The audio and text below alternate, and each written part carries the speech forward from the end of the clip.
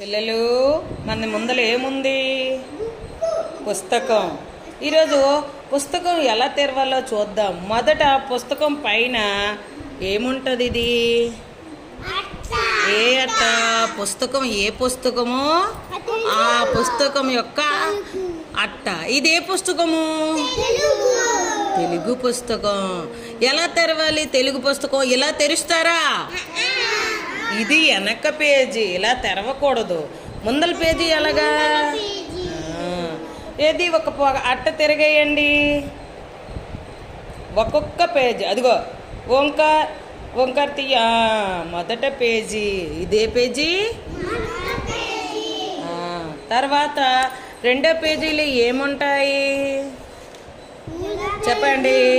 వందే మాతరం. ఇంకా మా తెలుగు తల్లికి